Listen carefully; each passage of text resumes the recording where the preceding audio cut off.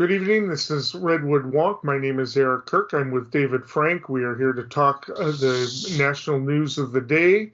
I'm at a different setting. I'm actually talking from Occidental.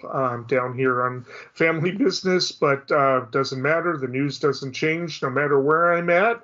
We're going to start off tonight talking about the Ukraine.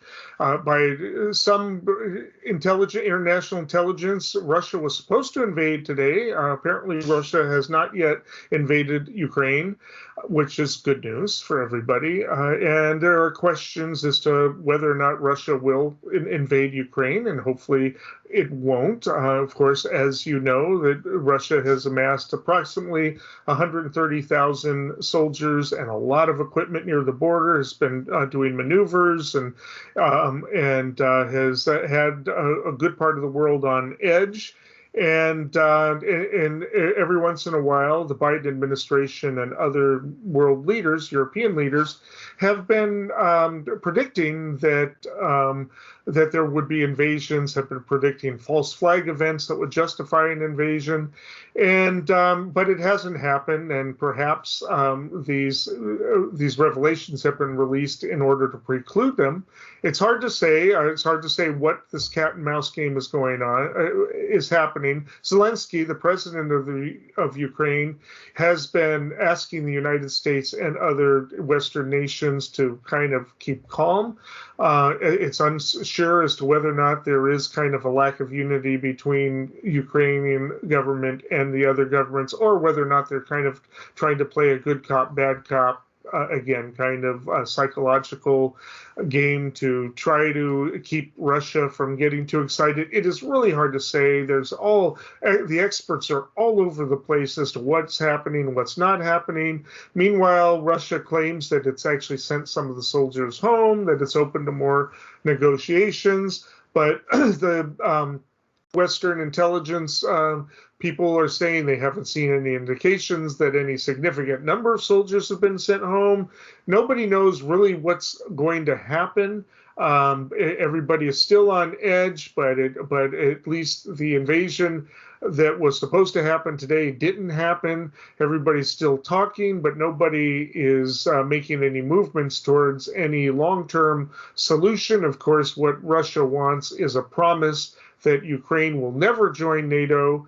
The West is not making any such promise. Ukraine wants to join NATO.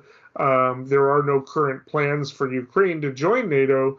And, of course, there's all kinds of talks about whether or not, what would be the advantage or disadvantage, or, as to what Ukraine ought to do. A lot of talks about those politics.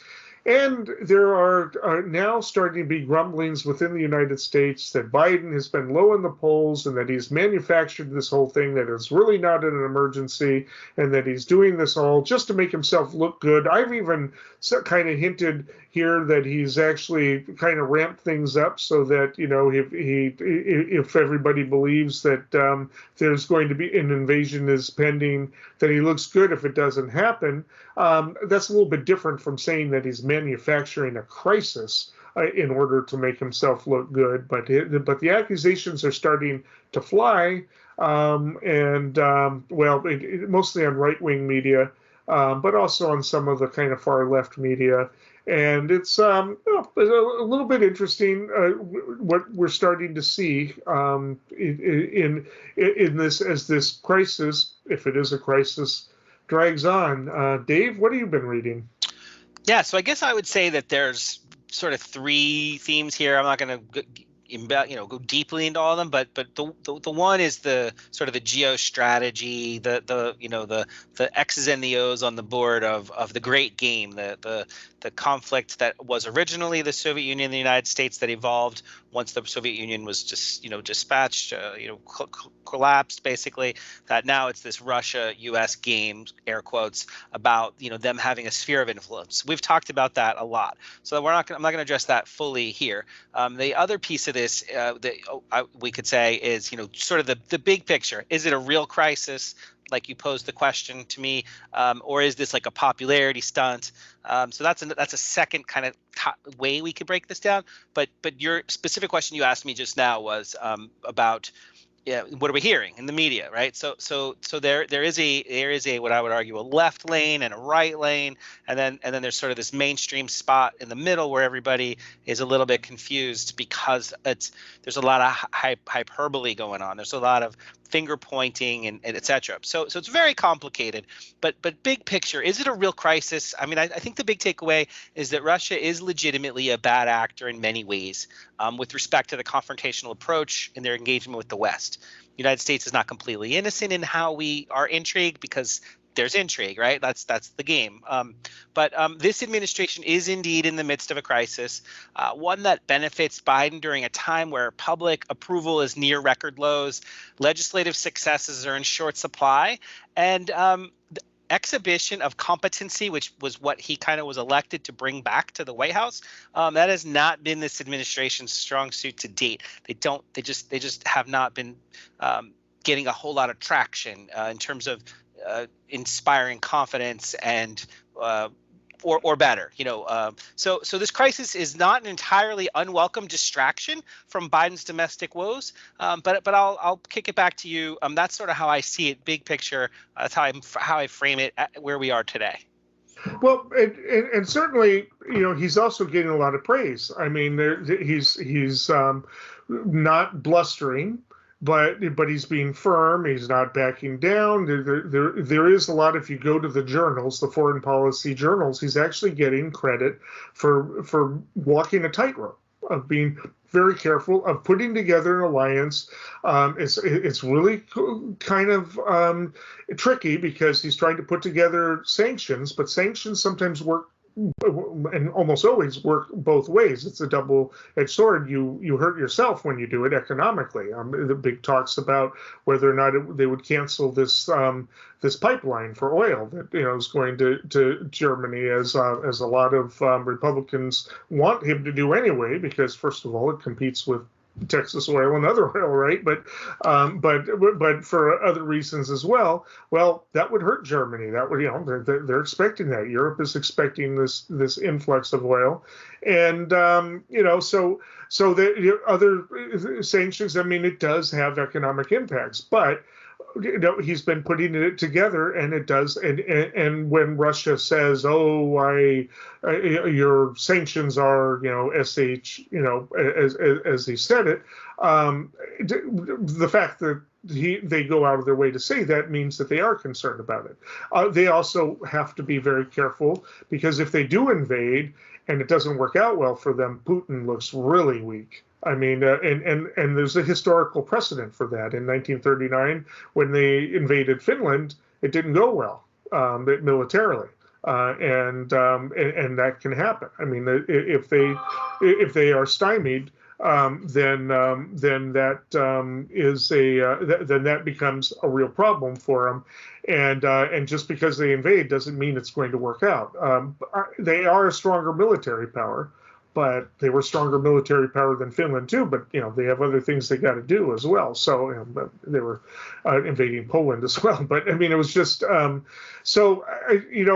does he really want to? Is it in Putin's interest to invade? I mean, does he really care all that much about the Ukraine? I mean, as some people have suggested, actually it has been discussed, he needs to stay in power, some people have said, because the minute he's out of power, he goes to jail once somebody gets into the books, right? I mean, there's a lot of different things going on here. So he needs the distraction. He needs to look tough. Everybody needs a way out of this, because of toxic masculinity in international politics. Everybody needs a face-saving way out of this. How are they going to find it? Again, I think it comes back down to the politics of what probably some type of compromise. There'll be an agreement of a moratorium of Ukraine not joining NATO for at least 10 years. They table the discussion, kick it down the road. So there was a C-SPAN call over the weekend or show or whatever it was where former Supreme Commander of NATO, Wesley Clark, who ran for president back around the time when Kerry ran for president as a Democrat. I forget what year that actually was. And he's a real straight shooter, very experienced and well-respected. And he was on there with another former Supreme Commander. And they were talking about the competency level of the strategic actions that have been taken. And so far, like you said, this administration has been performing solidly, and I think it will work to their advantage if they are able to see us past the crisis level and get to some longer term normalcy. So we'll see how that plays out, and I'm sure we'll talk about it again in future weeks. The politics of it are interesting. We're still not seeing a whole lot of Beltway criticism of it. You see a few things from a few. Trump has been dead silent. I haven't seen anything from him. But a few of his acolytes are like, are criticizing it. And then you got people like Hawley who are, pro-Russian, who are like, we're on the wrong side of this. We should be backing Russia, right? Which makes you wonder. I mean, it's just as to what's going on there. Does as some of the left-wing conspiracy theorists believe, does Russia have a hold on some of these guys, right? I mean, it's just it's really strange. But we're starting to see more of it, and as I'm on Facebook and other forums with left-wingers, we're hearing more and more about, about different theories. Well, this goes back. People can't let go of the Cold War. And that's left and right wing. They cannot let go of the dynamics of the Cold War. They still want to see Russia as the Soviet Union. I mean, there are some commentators say, well, up until 1991, Ukraine was part of Russia. It's like, no, it was never part of Russia. It's part of the Soviet Union. I mean, it was, Soviet Union was like about 20 to 30 countries. It was a confederation of countries. It was a nation, but it was a confederation of different. It was never part of Russia. Russia was just the main one, and yet there seems to be this perception, and there's a certain element of the right, certain element of the left, and even certain element of foreign policy, people that just can't let that go. And that's why we never saw the peace dividend, I think. Eric, I know we're pretty far over on this, but I just have to sort of push back for one sentence that Russia is belligerent and infiltrating networks, and cybersecurity is a cutting edge fear and concern for the future. And Russia is definitely, there has been conflict, and there is reason to push back, not just for the troops, the 130,000, but also for Russian actions to potentially harm infrastructure in around the world. Okay, well, that takes us to the next topic. I don't think I've made mistakes. I mean, every time somebody says I made a mistake, they do the polls and my numbers go up. So I guess I haven't made any mistakes. We showed up and we demonstrated that we would not have our voices silenced by a Republican Party that across the country had a singular intention on suppressing the right to vote. Some Democratic senators seem to imagine they could just break the rules on a razor-thin majority. Nothing would stand between them and their entire agenda, a new era of fast-track policymaking. The Republican Party moved very far away from reality. And the fact that you got colleagues of mine in the Senate who refuse even today to acknowledge that Donald Trump lost the election. How do you deal with that? Joe Biden is the president we need right now. Battle-tested, forward-looking, honest and authentic. He has never forgotten who he is fighting for. All right, next topic. The trucker strike in Canada. Well, a lot of questions as to whether or not it's a real trucker strike. It's been revealed over the week, as a lot of people know. It began in Ottawa. A number of truckers protesting allegedly the mandate that in order to travel from the United States to Canada as a commercial trucker, you had to be vaccinated. This protest went to Ottawa. Blocked up downtown. It went later on to the main bridge that accounts for, I think, something like a third of the commercial traffic between the United States, connects Detroit. They blocked that traffic, and court ordered the bridge cleared. They cleared it, arrested a bunch of people, took vehicles away, but all in protest. Now they've expanded to the masks. And it's apparently, according to some reports over the weekend, the majority of donations for this strike came from the United States. Surprise, surprise. Rand Paul is calling for similar strikes in the United States, wanting them to block up our own strikes. This, of course, has already caused the auto industry a number of headaches. It's aggravating the supply line. Possibly it may add to the woes of inflation if it was allowed to be extended, and if it actually does happen in this country, it could have that impact. It has put Trudeau on the defensive. Trudeau has invoked the Emergency Powers Act, or the equivalent of it in Canada. I don't know exactly what it's called up there. But this is a serious thing. They have tried to do it in other countries. Apparently in New Zealand, the New Zealand government, I'm forgetting her name, the prime minister there ordered that it be barraged with loops of the Macarena and Barry Manilow music. I guess that was pretty effective. But again, they're talking about doing it here in the United States. I don't think it's happened yet, but they're talking about it. But this is the big thing. The trucker strike, I mean, I think is reminiscent of what paralyzed the country in Chile prior to the coup that ousted Allende in the early 1970s. And this is anyway, this is a potentially a big problem. It is rooted in what some people are calling white grievance politics, all about the vaccine, all about freedom, as they'll tell you. You've got some politicians calling this the bravest demonstrations, ever. I mean, over Tiananmen, over the demonstrations, the civil rights demonstrations, and over the South African demonstrations. These are the bravest demonstrations ever because people are losing their vehicles, kind of a thing. But it appears to be financed by a lot of the same people that there are connections to January 6th. There are connections to the Tea Party, and it seems to possibly be American-based. Dave. So this is interesting because you framed this with me as, is this grassroots or manufactured? And I suspect from what I've seen and read that it started out as a legitimate trucker grievance, like for the folks that are driving across the border. Like you said, there's a lot of truck drivers that do that. And so I think 90% of them are actually, or some huge percentage of them say that they're already vaccinated. So it's not actually, there's COVID fatigue as an element of it, but it's really an anti-authority statement. But more than just a statement, when you get the truckers involved and they're on the same page and they have sympathy, then it's about power. So anti-authority power. And this is not just in the U.S. and Canada, although this is where it started. So not only are they blocking bridges, but they were actually occupying Ottawa, and they were disrupting normal life in the capital and making it so that people couldn't perform business and conduct the affairs of state, etc.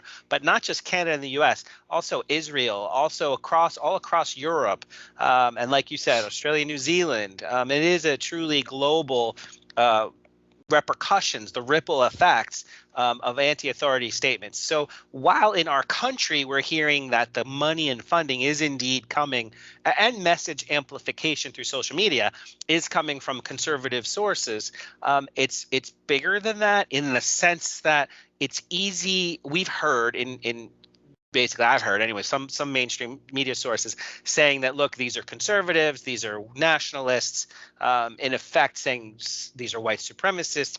It's not that, because why would Maoris be dancing anti-authority messages in New Zealand if it was about whiteness? Or why would in Israel, why would there be a huge amount of support from Israeli folks if it was about white supremacy and neo-Nazism, etc.? So it's actually bigger and more complicated than we're hearing. And to take it one step further, the power is very real. In political theory, there's a concept of like a general strike, whereas if you disagree with what's happening in your country, if the middle class and working class decide they're not going to go to work indefinitely, they have immense power. So that's a country like the Scandinavian countries, for example. That's how they were able to get universal health care in, I believe it was like Norway and Sweden. The folks got together and said, we're just not going to go to work until you give us health care. And then so that has that's power. And so in this case, it's not a general strike.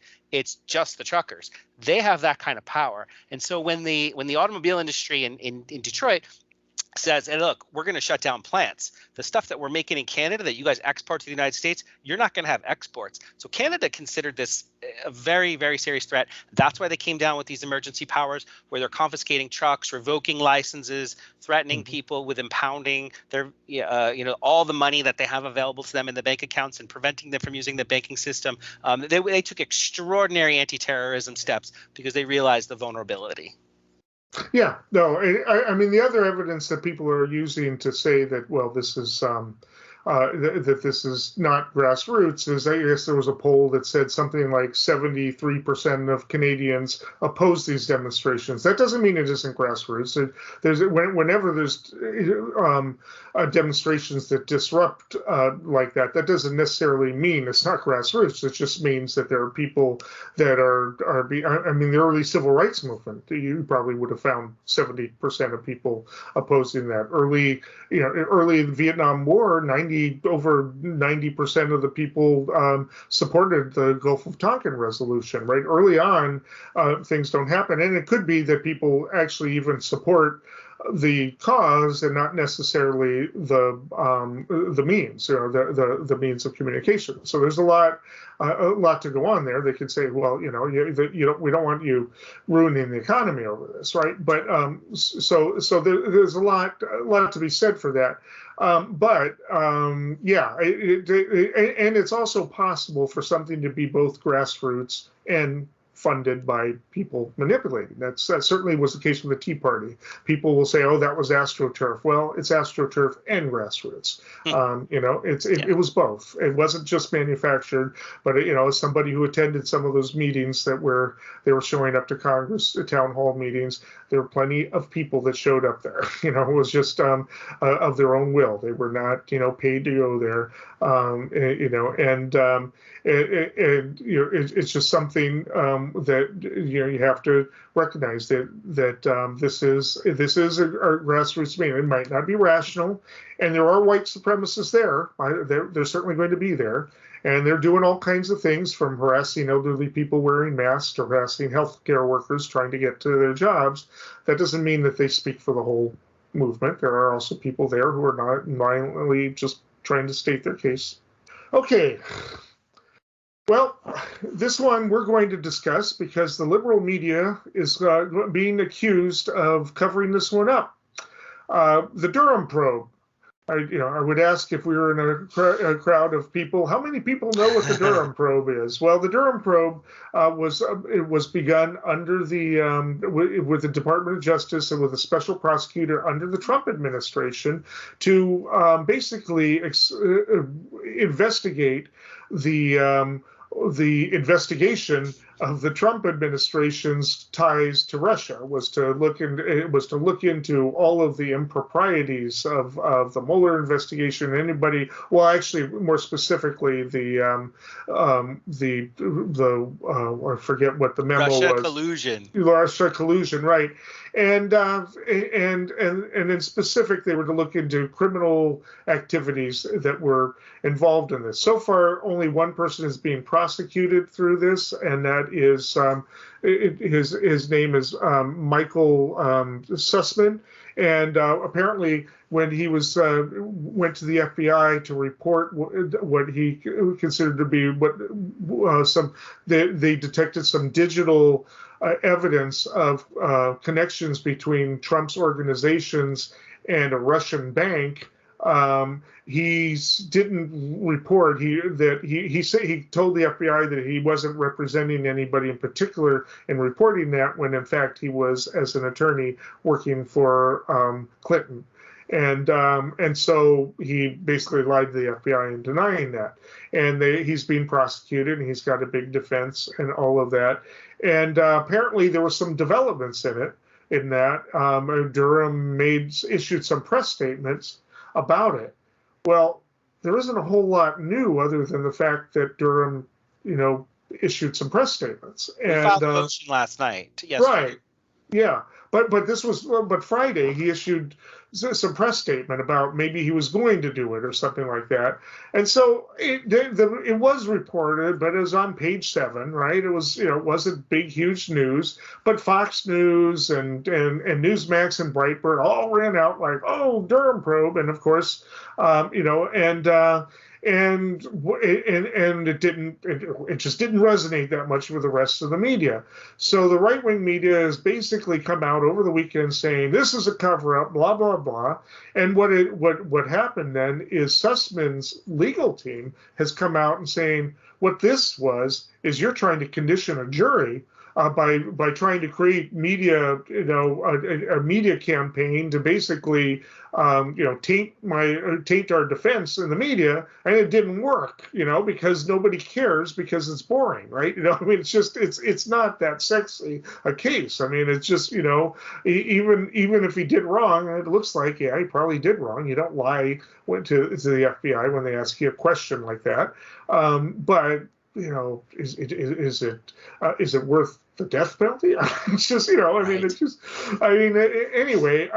So this is the big controversy: is the liberal media covering up the Durham probe? I mean, certainly when the trial starts, I think it'll be covered. But Dave? Yeah. So when I heard, from friends, etc., like little alerts that pop up on your phone that Trump called for the death penalty, and that, the Tucker Carlson's and Sean Hannity's of the world were massively hyperbolic about how this was worse than Watergate, this cover up. I just wanted to look into what is it that they're pointing at.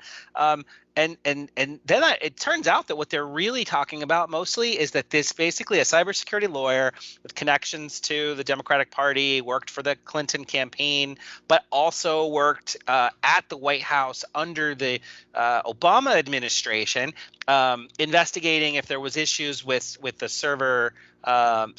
It gets complicated, but basically anytime a Russian mobile phone called a Yoda, anytime that shows up on a network, there's a chance that there's an instance that there's something, because it's such a rare thing. So when they pop up all over the place, it gets investigated. And so some of the teams that were working on White House security under some of the experts that were working under Obama administration White House security also did double duty. This is the claim, that they were also supporting this investigation into the collusion. And so what really it turns out is that what the right-wing media right now is complaining about is that the left-wing media is not covering this, and that it shows there's a cover-up. So it turns out that they're not reporting on the motion accurately, because it doesn't say in there that Trump was spied on while he was the president. There was no spying. This was basically technical connections and representations about does it look like there's a lot of Russian phone activity on certain servers at the Trump Tower, and separately from that, before Trump was president at the White House. But they're just glossing, they're pulling these threads together. So the data scientists that did this Yoda analysis, I know, like I said, it gets really complicated.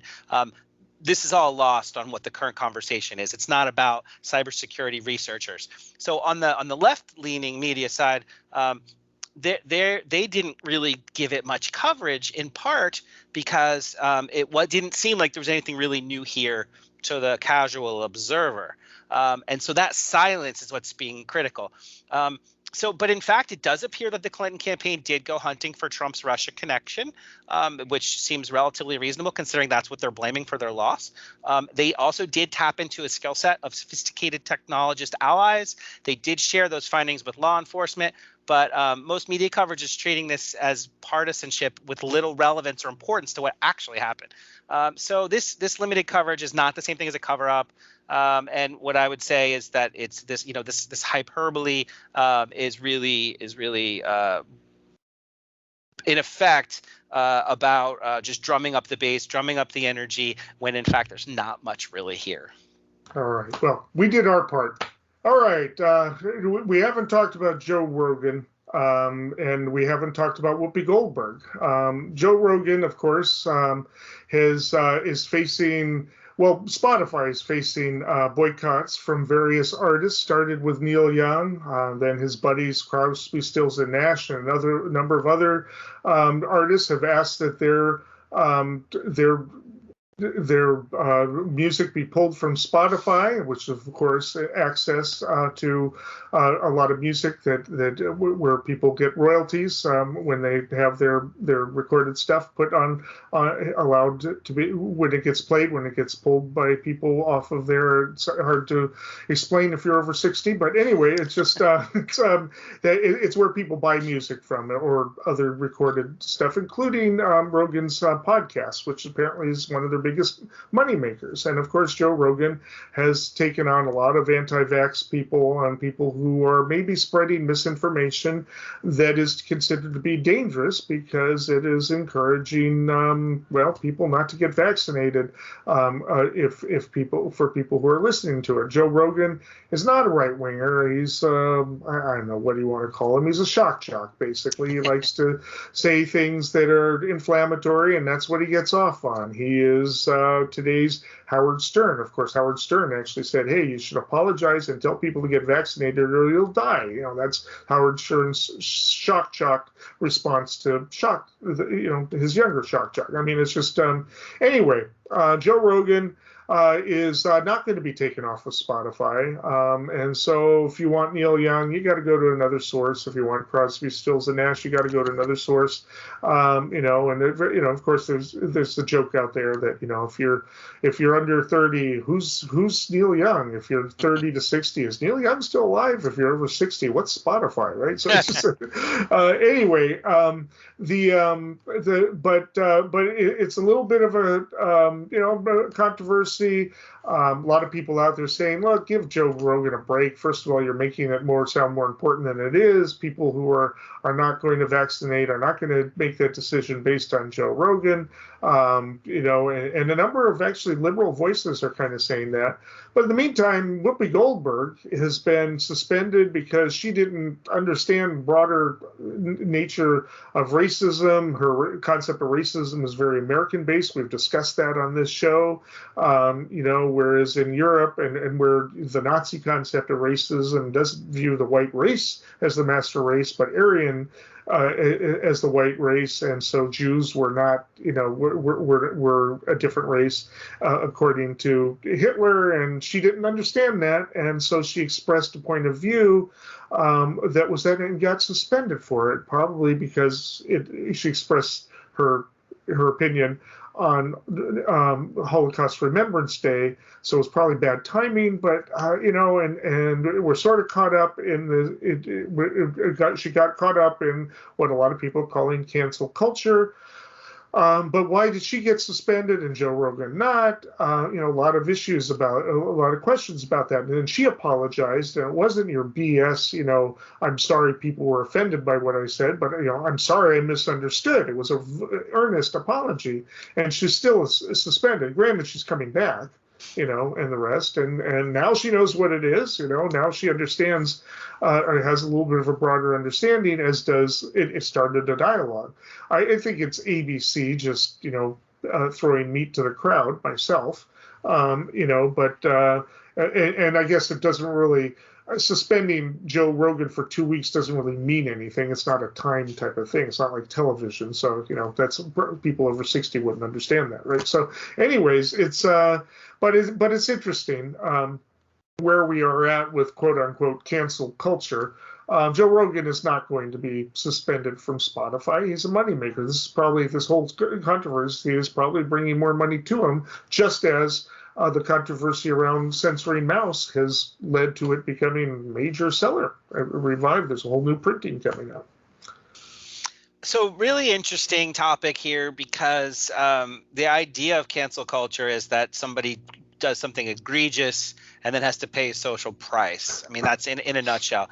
And so both Joe and Whoopi, I would argue, did pay a social price in the fact that they were called out for statements or actions that were taken that needed to, according to social pressures, I guess, needed to be scrutinized. So one thing about Joe Rogan here is that if you listen, he in his apology, now we're not going to get super into it, but in his apology, he was very thoughtful. And he said, hey, look, when I started this, it was me and my friends in front of a microphone having multiple hour-long conversations, talking about whatever the heck we wanted with whoever the heck we wanted. And so he had on Snowden, and he had on Bernie Sanders, and he's outright said, look, I support Bernie Sanders, someone who speaks truth to power and is looking out for the little guy. Like, that's what we need. We need leaders who are going to break the mold. So Joe Rogan's not some right-wing sort of agitator, denier in any way. And one of the things that he said too is he's like, I now understand that when I have someone on with a controversial idea, I ought to actually do a little bit of research first so that I can ask some, critical questions. And secondarily, give some equal time to someone who's going to refute or dispute or contradict it so that my listening audience doesn't think I'm endorsing those people with those controversial opinions. So I think he did have Dr. Gupta from CNN on there. Thoughtful conversation, and it was great. So, but the consequence for Joe, number one, is the scrutiny. He needed to apologize. They looked at some of the other things that he did. His fairly prolific use of the N-word. Yeah. He did have about 100 shows pulled off Spotify because they were controversial. One of the people who was on one of those shows actually said, look, it wasn't anything to do with the vaccines or COVID denial or the N-word or any of that stuff. It was just because I'm a progressive and I'm controversial. So that's one thing to be aware of. With respect to Whoopi, she actually had the guy, I don't remember his title, but he's a high-ranking person at the Anti-Defamation League. She said her apology. They were in the room together, and he was saying, look, this is great. This is, you didn't really quite fully understand the things that were coming out of your mouth. Now you're reflecting, and the public is getting an education while you're getting an education. That's what we need to do. And then sort of as she was going on and on and on, she said, well, I just want you to know where I was coming from, that for me, racism is black and white. Like it's a pretty simple way to do it. I didn't know before that. And then she said, but by the way, one of the reasons I kind of think that I was kind of right in a way is because, and this is Whoopi, and she's saying basically because like if there was a Jewish person and myself and then the Klan is coming, they're going to walk right past the Jewish person and then they're going to, or the Nazis rather, the Nazis are coming, one of the two, I forget which one she said, they're going to walk right past the Jewish person because they're white and then they're going to come attack the black person. And so the reality there is that actually there's also some hatred for other people besides black people, and that includes Jewish people. That's why the Anti-Defamation League exists. And that's, so I don't think she fully still gets it, but that's fine. Most people don't. This is very complicated. Justice, dignity, belonging topics are really complicated, and a public dialogue out in the open is actually something that we need. The threat of cancel culture should be met with public understanding, bridge building, and a better understanding of how we share the world and go forward together. Yeah, no, it definitely is, and they need to. There needs to be a discussion about it, and that's what she's done. I mean, if anything, she's done a favor. A lot of people didn't understand the concept. We all are reminded, those of us who went to college. She didn't go to college, by the way. She's self-educated. She read, but those of us who went to college, we all learned that race is a social construct. It doesn't exist. There's no biological basis for it. It's the white race concept began with slavery.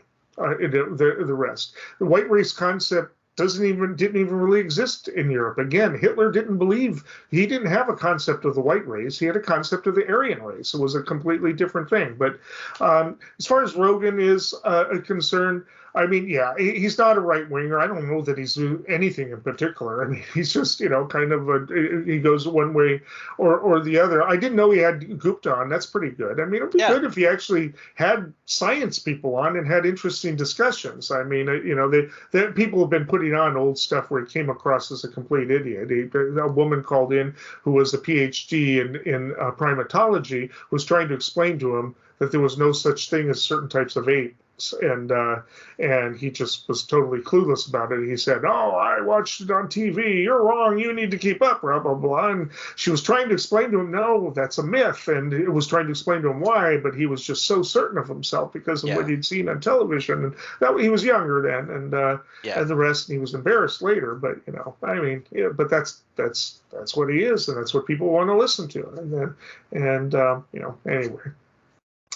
Anything else? Yeah, I mean, just real quickly, I said my piece already, but I just want to reiterate that we're going to pick up on this in the next segment, but there are well-meaning people who think that it's kind of their civic duty to help bend the curve, like Martin Luther King Jr. says that the arc of justice is history is bending towards justice, or what I'm paraphrasing awfully. I'm sorry, but we're getting towards a more just society, and it's he said that 60 years ago when things were an awful lot worse.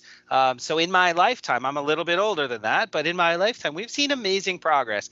And the fact that we're even having this conversation publicly, I do think that works to our advantage as American society generally. We need to build bridges at a time when we are in this bipolar tug of war where we don't listen to each other and see the other as some enemy instead of a neighbor. Congress must act. We cannot leave here to go home to our families. We will not leave this town until we have voted, up or down, until we have voted on direct relief for working people. Mr. President, you're very aware, because in the committee that we both sit on, we've worked through a process of trying to form an answer to a problem that is coming at us again in 2 weeks. 2 weeks from now, we will hit the end of the fiscal year, which means the countdown clock will begin again towards when we're headed to another government shutdown. Okay, we're going to go to a local election that happened yesterday that is of national significance. We're going to go to probably the most liberal, or one of the most liberal jurisdiction cities in the country, San Francisco, where they held a recall election yesterday of 3 San Francisco school board members. The only reason the whole board wasn't up for recall is because of the timing. You have to be in office for a certain amount of time before you can be recalled. So only 3 of them were there. They were Gabriela Lopez, Alison Collins, and I'm going to probably not pronounce it right, Fauga Maliga. And the board is very unpopular for several reasons. It goes back to, you and I spoke on a different show about there was a controversial mural that had postings of Native Americans being killed, African American, well, they weren't African Americans at the time, being enslaved. They were Africans, and it was disturbing to a number of students. Big controversy. Was going to be painted over. Eventually, it was just covered, but it led to a big backlash. It led to a lot of things that the board had decided to do that. There has been a big effort to rename something like 45 schools because of topics. There are a lot of agreements about some of them, not others. George Washington, Abraham Lincoln, because of treatment of Native Americans. Big discussions about that. And then I think the biggest deal was to remove the merit entrance exams for Lowell, which is a crown jewel of a college prep school. It's a public school, and that among other things turned the Chinese population in particular against the board, because Chinese benefit from it. They are disproportionately successful on those tests. They probably represent about 1/3 of the students, I think, the last time I heard, and they're probably about 2/3 of the people who qualify to get in. And it's one of those indications where affirmative action works against a non-white group. We've seen lawsuits about this in some colleges too, where Asian Americans have actually sued against this, and they see themselves as the target of a different type of racism that's kind of similar to anti-Semitism, certain types of anti-Semitism, where they're seen as being successful.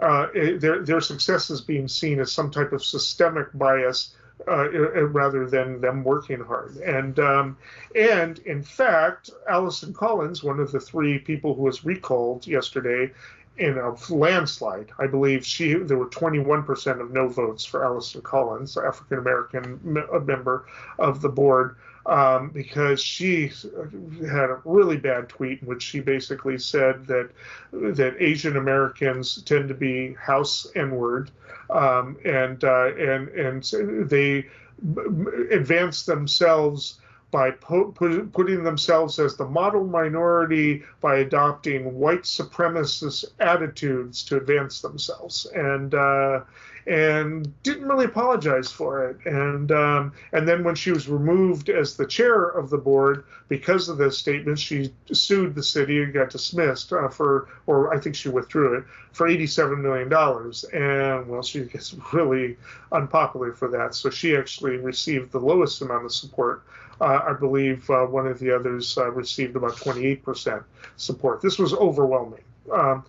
Concerns are that the right-wing media nationally is going to take this as anti-CRT, which had nothing to do, it didn't even come up in anything. It has nothing to do with any of this. This is San Francisco politics in particular, but the Asian vote was completely behind this recall. I mean, overwhelmingly. If you look at the precincts where the recall was strongest, it was where Asians are the most numerous voters. And this is a case where we really have to look at it in particular. That maybe again progressives have to really look at our politics and really look at what we're trying to do. The other big criticism is that they were so busy trying to rename schools and paint over murals that they weren't putting any work in getting schools reopened. Schools around the Bay Area were reopening, and they'd done nothing towards it. The board was so fixated on these other arguments that they hadn't done it. And people said they would have recalled the whole board if they could have. But they couldn't. And this is politics. This is not, but it needs to be understood. This is not a conservative backlash against the left-wing board. This is politics, particular to San Francisco, and it may be that there's a certain brand of leftism that it's here, but people want to make it about charter schools and blah blah blah because a couple of the proponents are associated with charter schools, but it's not about that. Yeah, I think a key takeaway from what you described, and you set it up immensely well, talking about the key issues at play here. 70% of the voters, as of last night when I looked before, late in the evening, because it was released pretty late last night, the vote outcome. It's about 70% supported the recall overall. And like you said, and more for Ms. Collins. There was a special anger reserved for her. But this was, if you look at the bell curve, that's 85% of the population fits under the bell curve. That's the vast majority of all opinions fit in that 85th percentile, with some extreme, 7s and 8s on each end to get you up to a full 100%. So when 70% of people agree on something, it's most people. So this is not going to have so much of a knock-on effect outside of this place, but because what originally started this animus was in fact a disapproval, like you said, of the priorities during COVID. So it started with that, like not focusing on finding a way to get kids back in school, and instead, 44. I think it was like a third. Yeah, they spent time deciding on whether to rename a third of their schools, and so in many cases they were like their reasoning was not historically sound. So, for example, for Paul Revere, they were going to change the name of from the Revolutionary War figure because of a Penobscot campaign he was involved in. They were calling it genocide. It turns out that was actually a conflict between the colonists and the British. So that was just totally off base. They targeted a school named after John Muir. Almost everybody on Mount Rushmore. So they, for them, they had an agenda and said, look, like, this is our city, and we want it to be clear, our kids are not gonna XYZ, whatever their intentions were. But then it got a little bit worse, because then they also, and again, I do believe they may have been well-intentioned, but they decided, like you said, that they were going to introduce a lottery system for one of the most competitive and prestigious institutions in the city, and abolish grade and test score requirements completely. And I listened to a rant from Ms. Collins, and it really did have elements of like, we know better than you, and so you could see how it might turn off some of the community.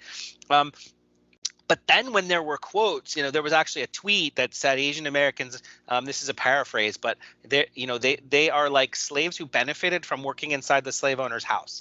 And so that's racist, right? I mean, that really literally is racist. So what this did, the takeaway here for me is that this galvanized the community. So Chinese American families got together, PTA people.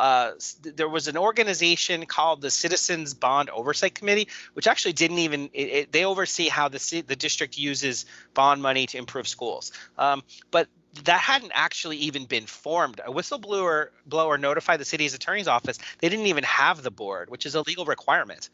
So they were basically, it wasn't just them. It wasn't just this school board, but there was been a tradition of an insular school board.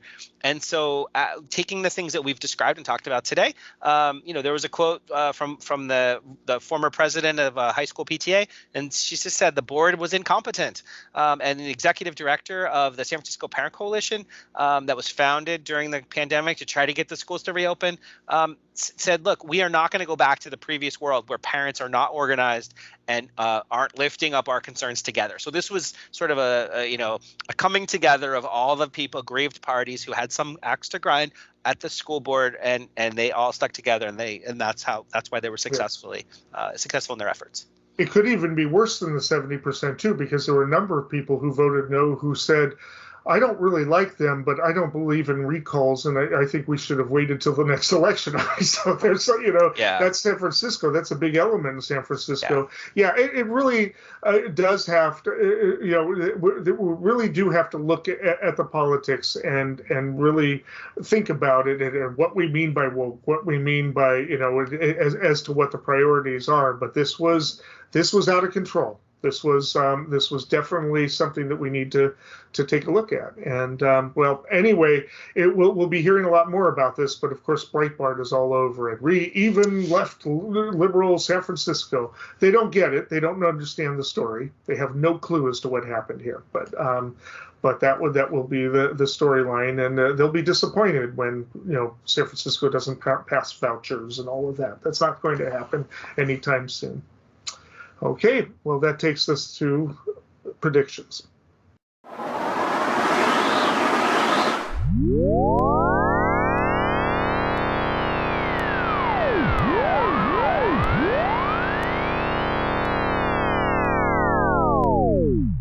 All right, predictions. Dave, what do you got for us?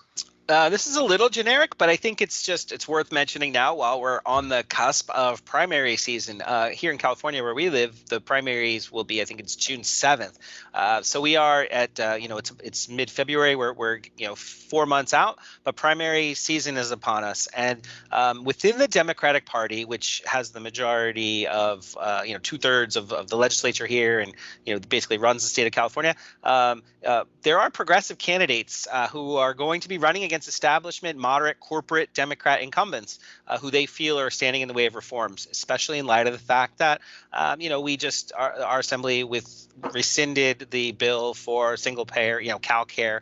It's called AB 1400, and that had national implications and shockwaves. So tonight there was an event called Seize the House Summit, an event to gain national support for 15 challengers around the country who are progressive candidates, and they're going to be fighting against establishment figures. So there's a common thread and history, of action and support for progressive priorities across all these people that I'm going to mention, but they are all going to get national support in fighting long-term incumbents. So I'm going to rattle off 5 real quick.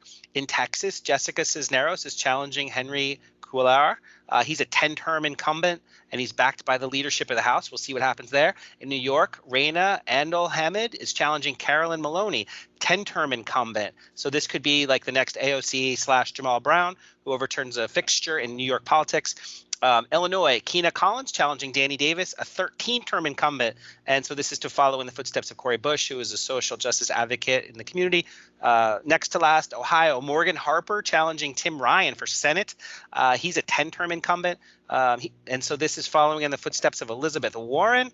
And finally, Tennessee, Odessa Kelly challenging Jim Cooper, 16-term incumbent. He's a Blue Dog Democrat, and this person's got the support of Indivisible, Brand New Congress, Working Families Party, and a coalition of progressives nationally who are going to be engaged. So we'll see how this narrative plays out over the next few months in the primary season. All right. I'm going to be real quick here. I'm not going to go into the details, but I'm going to make what I consider to be a bold prediction. I'm going to predict that the Democrats win the Senate seat in Missouri in November. There is a civil war we've been talking about within the Republican Party. Eric Greitens is the favored Republican candidate. He, of course, was disgraced after, taking picture after, kinky sex with his girlfriend and taking pictures of her nude and then blackmailing her with it and not, getting into legal trouble with it anyway. And he is not being favored. He's the favorite, but he's not being favored by a lot of other candidates, including Trump, and the other candidates are getting endorsed by other people, including Hawley is not endorsing Greitens. And so there's going to be a war there. It's going to tear them apart. I think they're going to be divided. A poll came out showing the Democrat 4 points behind Greitens. I think that's going to close. And this is the second poll showing the Democrats really close. I think that's going to get closer and closer. I think Missouri is not as red as everybody thinks it is. And I'm predicting that that's a potential upset, and it may actually happen come November. I'm going to have more to say about that in the future. Anyway, we'll talk about it. That's all for this show. Stay informed and stay engaged.